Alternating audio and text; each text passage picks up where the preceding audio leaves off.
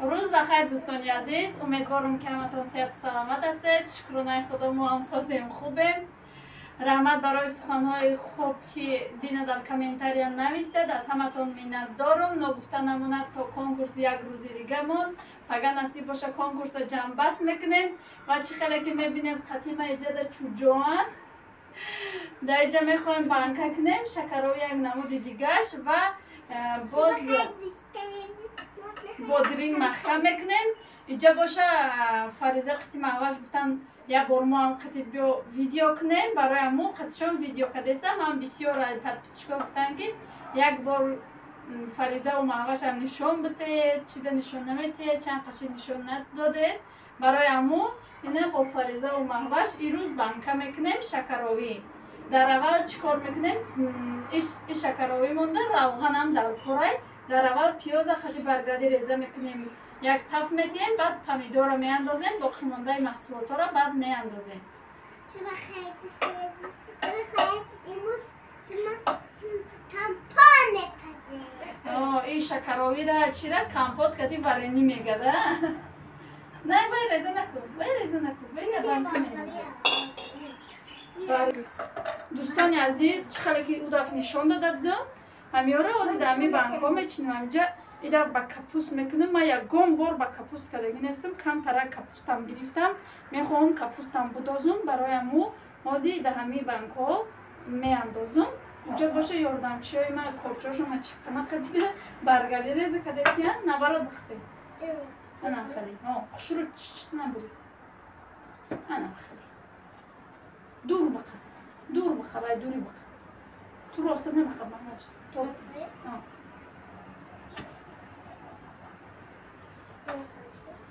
پر کده شیدم با نشان میتونم.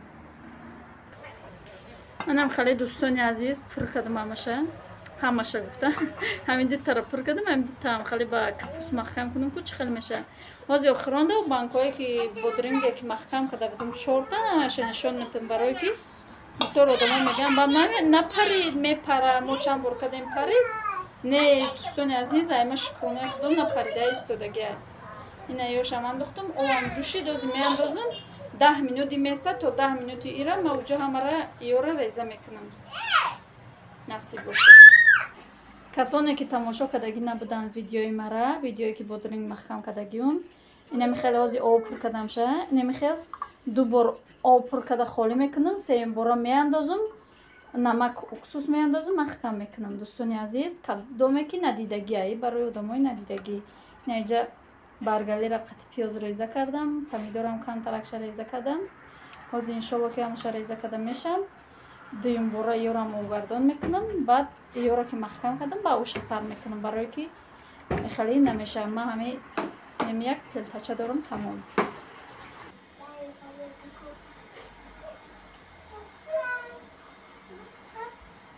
بلند بگو که اینه میو باید خانه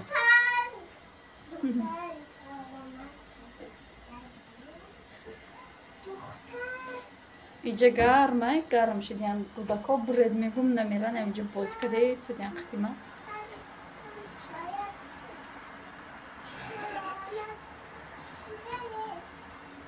شما هم خیلی کودکاتون نمیقه جنگ میخورن اردوش که یکی میبینی نغز میشن یکی میبینی برای بازیش جنگ یا رقص خوب بخیر معواش نغزن یا اپشه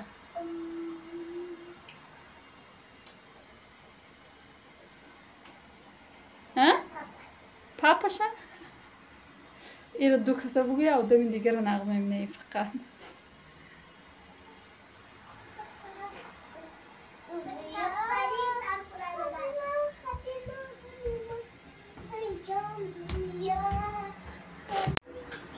دوستان عزیز انا خیلی ریزه کرده شیدم میوره همشه اینجا اکرابی قوقای نمک و اینجا باشه یاده دویم باره او انداختگیم نه 3 بارش میجوشه با محکم میکنم شونه میریزم میوره نمیخیر با ایش سر میکنم نصیب باشه او خام بسیار نیست کمککه ولی یاد بادرینگ هم میگیرم ریزه میکنم بادرینگ هم میاندازم دوای در شکرابی.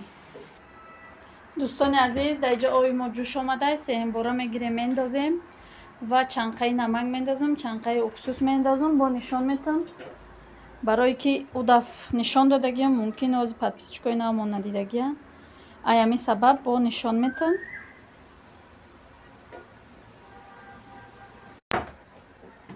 نمیخیل که آور رو انداختیم. ایمی اکسوس این نمیخیل یک قاشق پر میاندازیم. یک تا پوری بدم نی دامی 2 لیتر. نمک باشه چی میکنیم؟ نمیخیل دوتا میاندازیم نمک.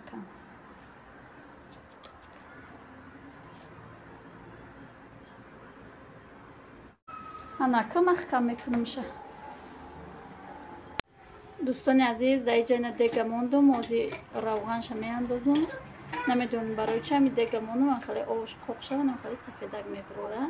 موزی روغنش میاندازم و سر میکنیم سالونی مونه. نمیتونم ترک روغن انداختگیم شه بسیار نی. و یکم پیازه جارد میکنم. اینجا ده کودکا بازی کردستین آوازشون آماده است. یکم پیازه جارد میکنم بعد برگلی را بعد پامیدور قطعی میاندازم. دوستان عزیز نمیخواد برگلی را انداختم. پیاز 1-2 مینوت جارد کرده بودم. نه برگلی را میاندازم. یا 3-4 مینوت آبش یک جای با جارد میکنیم.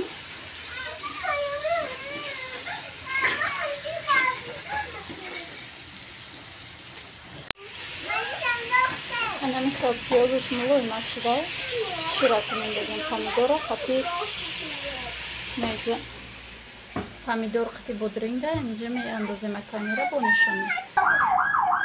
نمیخواد انداختم تا جوش آمدن شه با نگاه میکنیم شه. بعد یک بعد جوش آمدنش باید نیم ساعت بجوشه با محکم میکنیم شه. دوستان عزیز نمیخواد جوش آمد چی میکنیم شه؟ چسناک رو میاندازیم. فریز پرتو نمیخواد میاندازیم بعد نمک میاندازیم شه.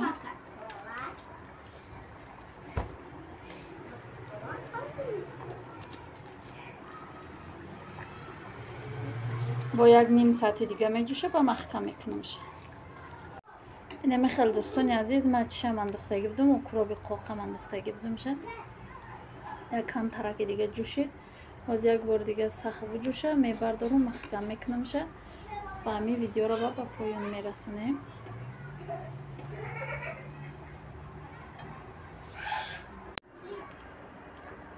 دوستان عزیز نمیخواد جوشیده است میبردارم شوزی. نمیخواد میبردارم. بسم الله الرحمن الرحیم.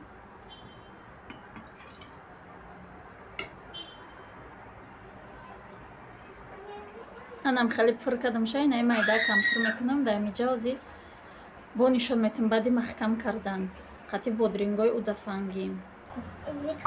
دوستان عزیز در اینجا نه چه خلق دیده است نه نه دیتر محکم کردم.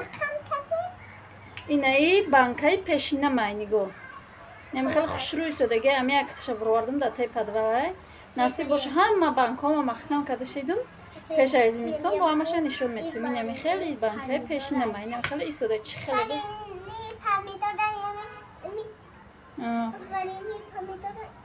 یو کامپوت نه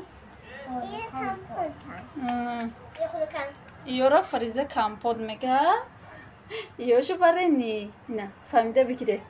در اینجا ویدیو را با پایان میرسونیم تا ویدیو آینده در پناه خدا باشد. خدا نگهدار هر یکی ما و شما باشد. خیر دوستان عزیز. صبح خیر. نه خیر. ویدیو مونده لایک.